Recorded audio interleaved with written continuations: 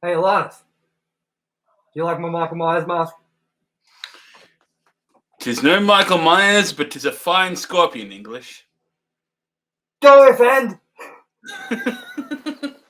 Is it a Michael Myers yet? Yes, Dad.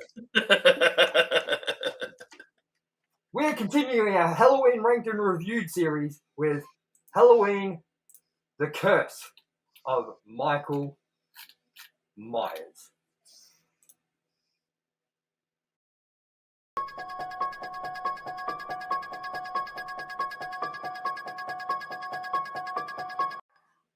I'm taking this mask off. This is too much. I'm sweating under here.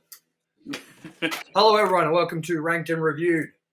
We're continuing our Halloween Ranked and Reviewed series with our review of Halloween, Curse of Michael Myers, also known as Halloween 6. I am your host, TOMYE West. Joining me as always is my co-host, ALANNIS Maximus. Salutations. Now, if you're watching, please leave a like. That's all we ask you to do, is just leave a like. No subscription, no comments, no nothing. Leave a like. It helps us out a lot. Doesn't it, Alan? It does, and it makes me feel good. Well, that's the main thing. So, it's been a long journey so far, but we are up to episode 6 of Halloween Ranked and Reviewed. And we are at Halloween 6, or Halloween, The Curse of Michael Myers. Now, we are going to get straight into it with an overview of this movie quickly. So wait, how many times have they made Halloween movies now that we've reviewed? 6 times! I shot it 6 times! I shot the movie 6 times! Rest in peace, Donald Pleasance. Yes, we will get to that.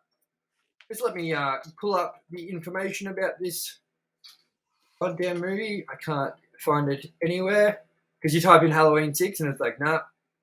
Then you type in Halloween because I usually should have this ready to go, but I had a lot to get ready. Here we go. So, let's get through this overview. Halloween, The Curse of Michael Myers came out in 1995. 18 plus. That's the classification right there. 1 hour and 27 minutes is its runtime. It gets a 4.7 out of 10 on IMDb as its rating, which is pretty low. This is the rundown of the movie. 6 years after Michael Myers last terrorized Haddonfield, he returns there in pursuit of his niece, Jamie Lloyd, who has escaped with her newborn child, for which Michael and a mysterious cult have sinister plans. Now, this is directed by Joe Chappelle, and it's credited as written by Deborah Hill and John Carpenter, but just the characters, obviously, and Daniel Ferrans, and it stars Donald Pleasance, Paul Rudd, and Marianne Hagen. And this movie had a budget of $5 million. Opening weekend in the US and Canada, it made nearly $7.5 million. Gross worldwide, it made $15 million. Now, with that, let's get into what we thought of this film. ALANNIS, you take the floor. This was a movie that I felt, if it wasn't a Michael Myers Halloween movie, it would have been better. It definitely strayed from the formula in some ways, like the cult, things like that. But I feel it would have been better as like Halloween 3.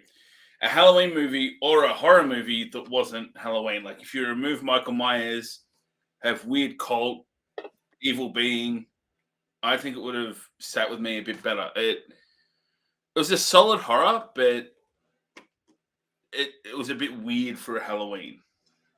Do you know what all these Thorn trilogy Halloween movies have in common, man?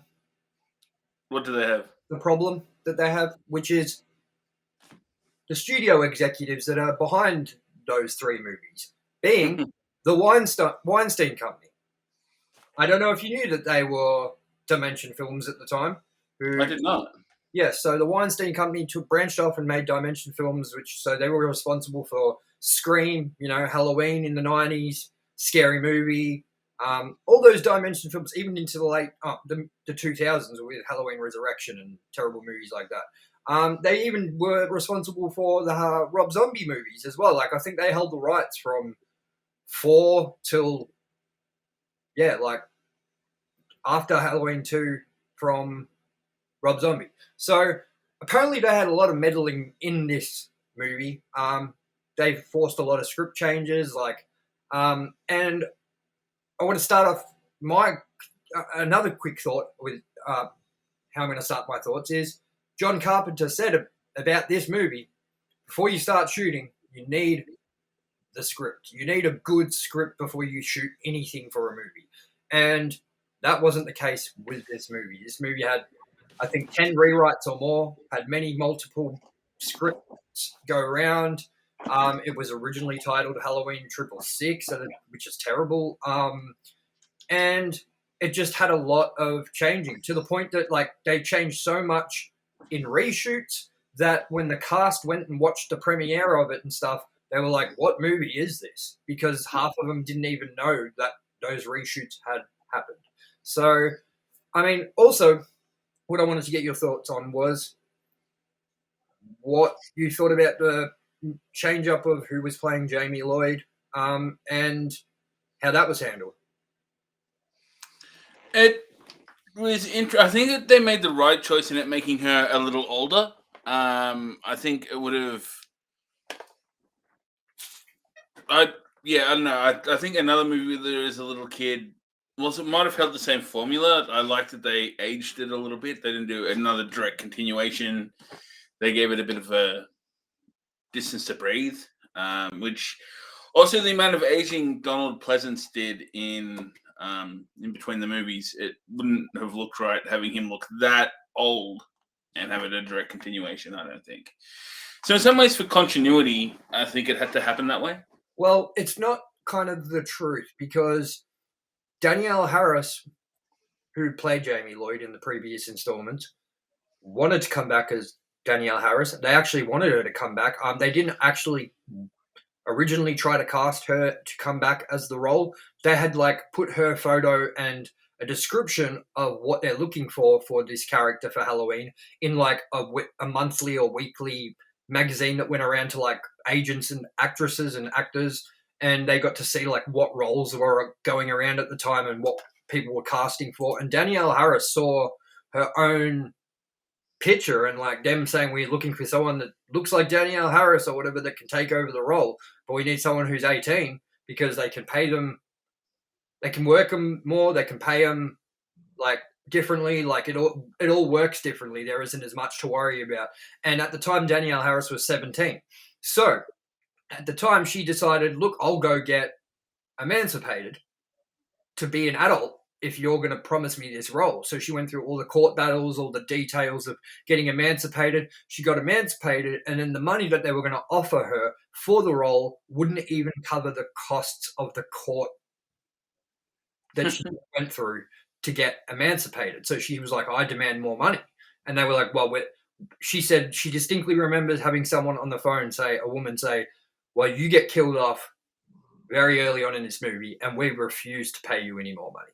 And she felt like that was a big slap in the face. She felt like she felt betrayed, she was almost just as big as Jamie Lee Curtis in the Halloween franchise now, or, that sort of star power.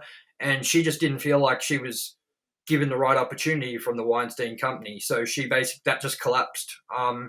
And I don't know if you know this, but we'll get into it later on when we get to that review. She gets to come back in the Rob Zombie Halloween movies as a different character. So that was kind of to make it up to her for this movie. So I don't know if you knew any of that. What do you think about that now?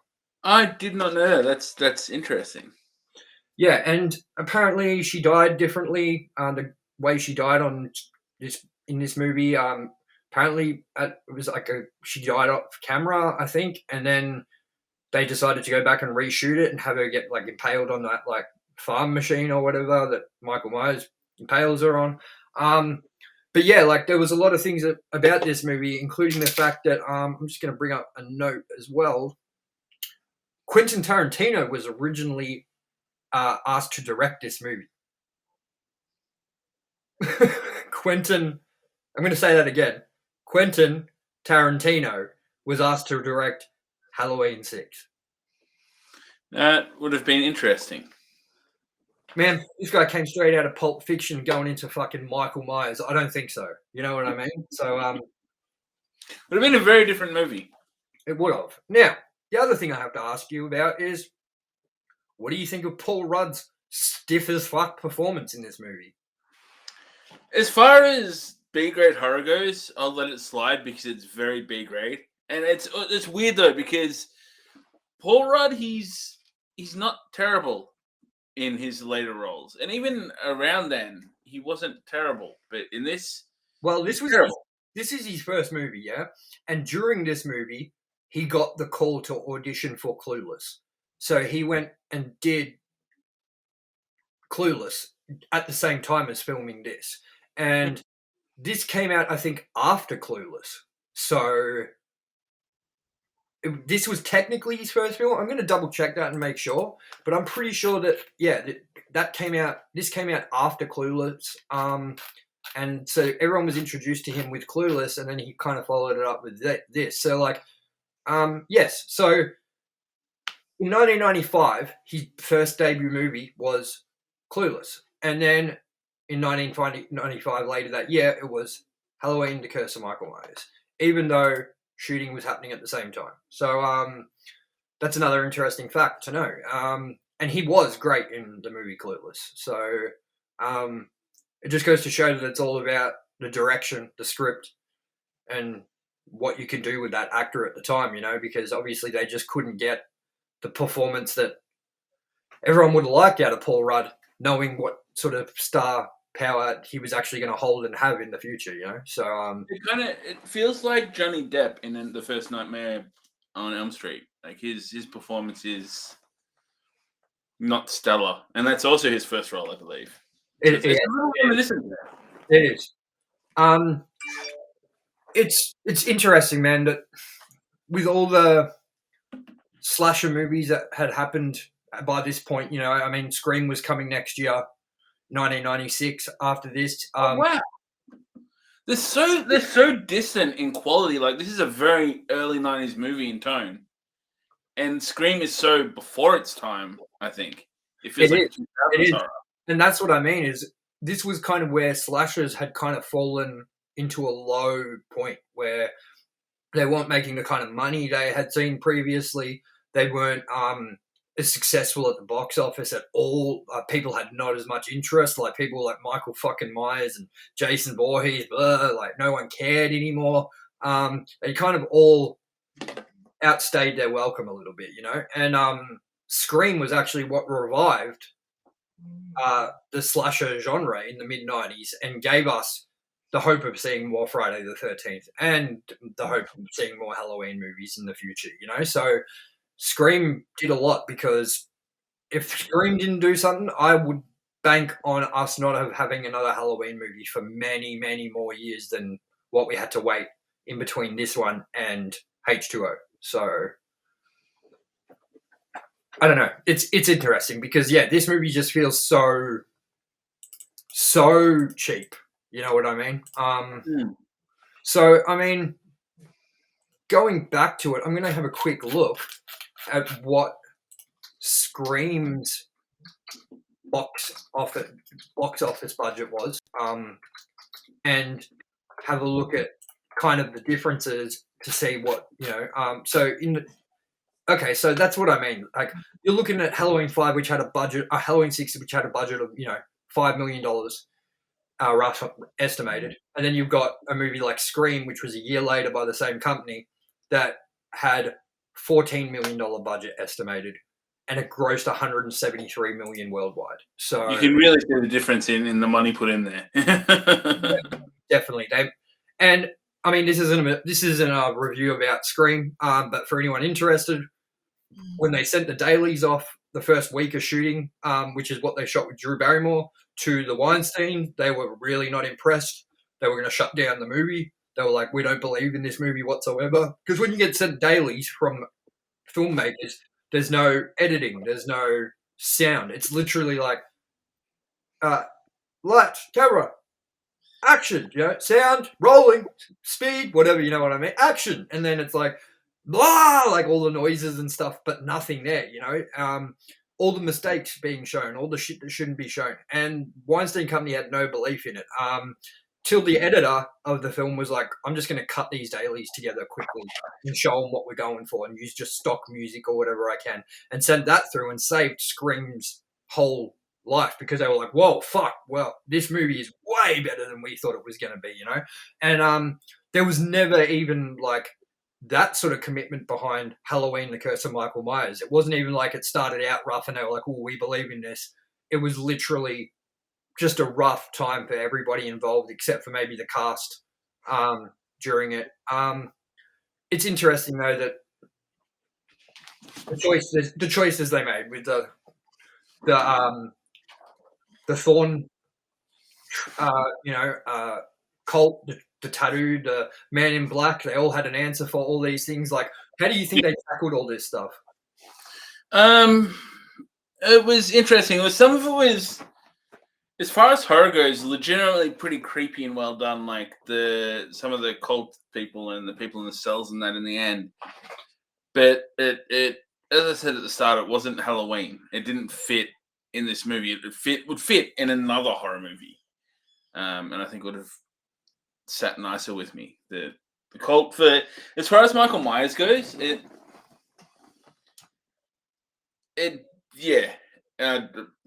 just crammed in as a reason that's not really thought out or explained. It was kind of like, it's a cult. It's a being of evil. This is what we do. Very strange, man. And like, I don't know, man. I don't know if you knew, but they don't say in the movie who the baby is that Jamie Lloyd's impregnated with, do they? They don't say who the father is. No. Well, in an original draft, she was apparently impregnated by Michael Myers, man. Huh. Well, there you go. It's kind of gross. It's you know what I mean? So I'm glad they took that out. So, and now there's two cuts of this movie: the producer's cut and the theatrical cut. The producer's cut was only released recently. It was kind of kept away from everyone. The theatrical cut was what the Weinsteins wanted to go with. Now I can't remember because I watched I watched sort of half of each. You know what I mean? Because I'm not going to watch the same movie twice. I don't care what differences are in it. At the moment, anyway. Maybe I'll get to the full. I've watched both before, but just for this run up, I can't remember. Is it the fucking where they hit him with the pole at the end and it's the green that comes out of him at the end, or is it different? Because I can't remember. The version I watched, and I didn't know there was another version, so I'm assuming I watched the theatrical cut, had the pole and the green coming out of him. Why the green, man?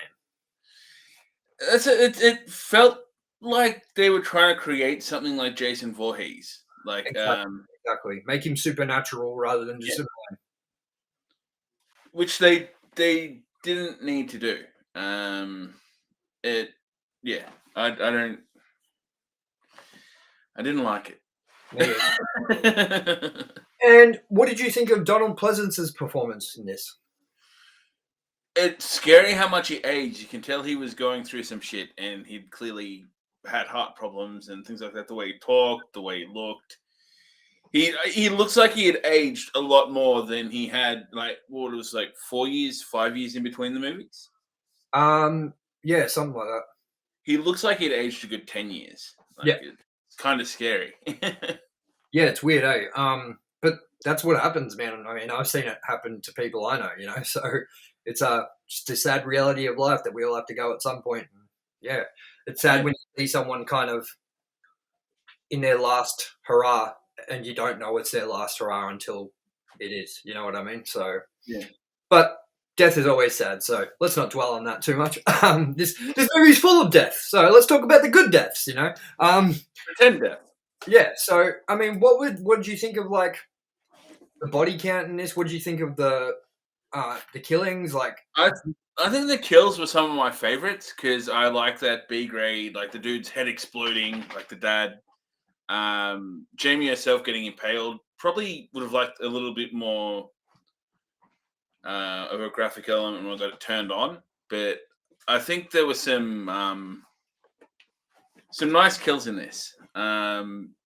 They at some points they still kind of cut away at weird points, and it's like we've come this far, and now you're cutting away. Like I think I'm on maybe. Well, if it's 18 plus, I can't see how they were saving on ratings. But yeah, they.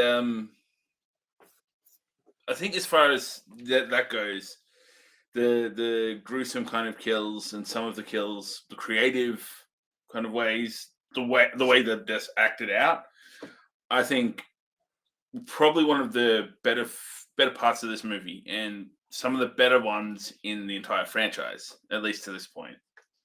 Definitely. I mean, that's what it had going for it. I mean, I even like the look of Haddonfield. It is Haddonfield, yes? Yes, correct. Yeah, sorry, I get confused because I know it was because I've been watching the making of and shit. They filmed it in Salt Lake City.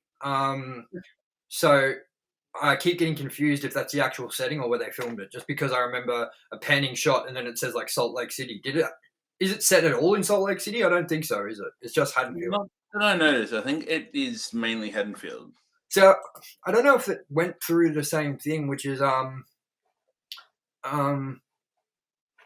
So I wish they would have gone with the whole Halloween was banned scenario in the town where they weren't celebrating Halloween anymore because of everything that had happened with Michael Myers, and they were kind of going to bring it back that year. Like, it's been long enough, we can now celebrate Halloween again. He's not coming back, and then he was going to come and return.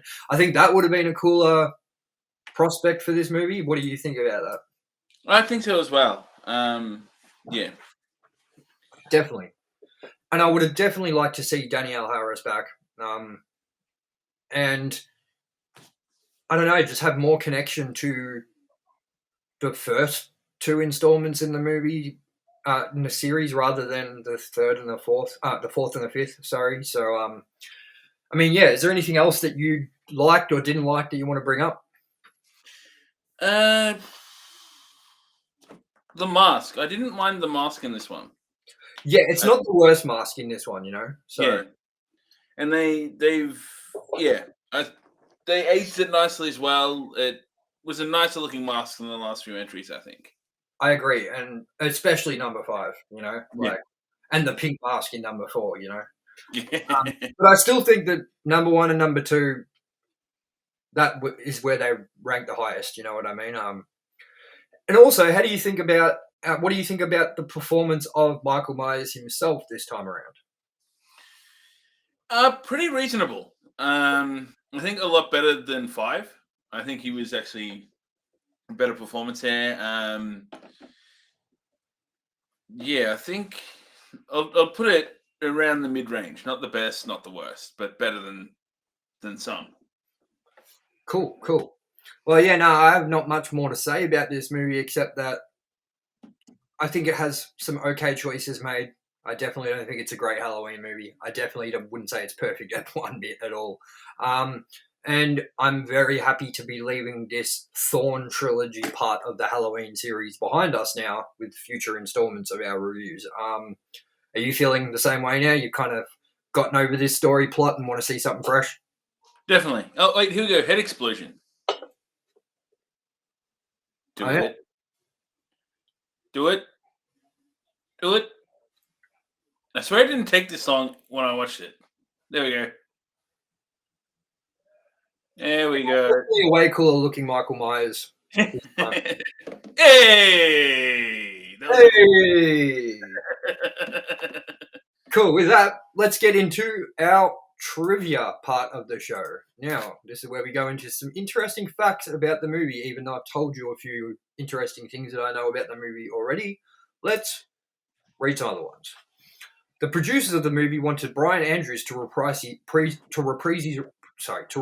role as Tommy Doyle from the original Halloween. However, Andrews did not have an agent, so they could not get in contact with him. He stated since that he regrets missing the opportunity.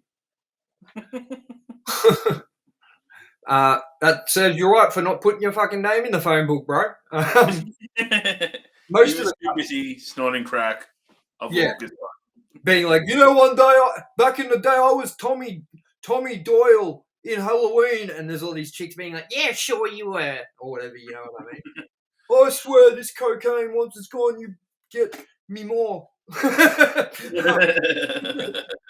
Most of the cast and crew disowned this movie. On the Halloween 25 Years of Terror 2006 DVD, they stated that the studio producers and director interfered and argued to the point of ridiculousness, which resulted in a very poorly directed and edited film. Yeah, I believe that. It says Paul Rudd's film debut. It was filmed before Clueless, his first big screen appearance. So, as I said before, it was Daniel Ferrans who suggested that the film be called The Curse of Michael Myers due to the troubled production of the actual movie itself. In early 1995, after filming and editing was completed, Halloween 6 was given a test screening, which, as described by actress Marianne Hagen, consisted primarily of 14-year-old boys. During the Q&A afterward, one of them expressed great displeasure at the ending of the film, which entailed a Celtic ritual and the passing on the curse of the thorn to the Dr. Loomis character. This led to reshoots to craft a new ending, but there was a big problem. Donald Pleasence could not be present for the account of them having died in February. Not only was a new ending shot anyway, but over 25 minutes of other footage was changed as well, leaving gaping plot holes and rendering the film nearly incomprehensible. The original title of the movie was Halloween 666, The Origin of Michael Myers. There are even existing ad prints and early trailers with that title. Later it became Halloween 6 and finally became Halloween The Curse of Michael Myers. We'll read a couple more. Only Halloween in the entire series to be actually filmed in the fall. Deborah and John Strode were named after John Carpenter and Deborah Hill, who produced the first 3 films of the series. I didn't even think of that. Yeah. Cool, eh? Dr. Loomis and Michael share no scenes together in either version of the movie, making this the only film in the franchise to feature both characters but never have them interact. The producer's cut contains a lot less gore than the theatrical cut. Peter Jackson was also asked to direct. Yes. Wasn't he literally about to do Lord of the Rings at this point? Probably. The script originally opened up with a montage of sorts featuring scenes from earlier films to bring us up to speed. I'm glad they didn't do that. Even though Michael is supposed to be in his late 30s in this, George P. Wilbur, who plays him, was 54. We'll do one more. The only film in the series without an opening title sequence. Yeah. So with that, let's get on to our ranking. Now, this is our official rankings for these movies. How many times have we ranked Halloween movies now? 6 times! I ranked him 6 times! I had to milk this episode for that. Definitely. 666 times! So, last week, the ranking looked a little like this. Me, Halloween 2 at number 1, Halloween 4 at number 2, Halloween at number 3, Halloween 5 at number 4, and Halloween 3 at number 5. ALANNIS was Halloween 4 at number 1, Halloween 2 at 2, Halloween 5 at number 3, Halloween at number 4, and Halloween 3 Season of the Witch at 5. Now, I'm going to bring up the updated screen. Dun, dun, dun. Where is it? Oh, wait. Did I do that right? Yes, well, as far as I can see, you did. Yes, I did. Cool. So, the new ranking looks a little like this. TOMYE, Halloween 2 at number 1, Halloween 4 at number 2, Halloween at number 3, Halloween 5 at 4, Halloween The Curse of Michael Myers at 5, and Halloween 3 Season of the Witch at 6. From ALANNIS, it is number 1, Halloween 4, number 2, Halloween 2, number 3, Halloween 5, number 4, Halloween, number 5, Halloween The Curse of Michael Myers, and number 6, Halloween 3 Season of the Witch. So, similar but different. Very, very similar but different. So, that is this week's episode of Ranked and Reviewed, Halloween Ranked and Reviewed. So, coming up next week, we actually have our Halloween H2O review hitting. We're doing H2O and The Predator in the same week. Dude, I'm telling you, Halloween H2O isn't bad. I hope so. Because otherwise it's going to be a shit week. I'm not talking shit. I'm not talking shit. It's actually good, bro. It has more of the Halloween feel from number 1 and 2 than any of the movies so far after that, that we watched so far.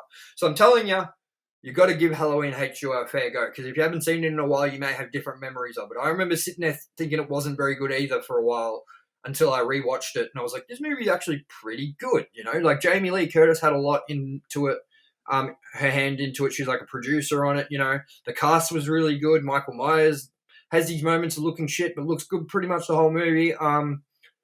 Yeah, it all goes well together. So Halloween H2O next week. It's going to be fun. And as Alan just mentioned, we are also doing Predator ranked and reviewed at the moment. Coming up this week, we have our review for Predators, which was from 2010. And coming up next week, we have our review for The Predator in 2018. So, how'd you think that episode went, Alanis? I think it went well. I enjoyed it. And I expected more hate out of you. I'm impressed. You contained yourself. Man, I don't like this movie, and I don't like 5 or 6, but I basically feel the same way I do about 5 with this movie, which is I hate them equally. Like I put this under Halloween 5, but only because I feel like this movie lacks any characters you care about, unlike having Danielle Harris like in the 5th one, you know what I mean? And Rachel for a little bit in the 5th one. Like in this one, I just feel like everything's hateable. So I hate everything. Exactly. And also coming up on September 18th, we have our 50th ranked and reviewed episode spectacular happening. We are calling it Tanked and Reviewed. And we are doing Barbie in the Pink Shoes from 2013. That's coming on September 18th. And all it can be described as is an intoxicated celebration / review for Ranked and Reviewed's 50th episode. So come and join us for that. Are you looking forward to that, Alanis? I am, especially the movie. I mean, it's going to be fun. Definitely. Now, if you've watched this far, that means I'm guessing you kind of like the content we do. So if you already left a like we asked you to do at the start, now there's a little bit more that we're going to ask you to do. And that is subscribe, turn on some notifications, your YouTube notifications for our channel, so that you never miss a video or an upload. Leave us a comment, leave a like, share the video, do all that stuff, That's if you like the content, obviously. We don't like to ramble that down your throat at the start of the episode, so that's why we only ask you to do one thing for us at the start. If you stick around to the end, there's a little bit more we might ask of you. So, with that, we will be back next week with our Halloween Ranked and Reviewed series. Continuing our Halloween Ranked and Reviewed series with Halloween H2O. I am your host, TOMYE West. Joining me as always is my co-host, ALANNIS Maximus. And we will see you next episode. Peace.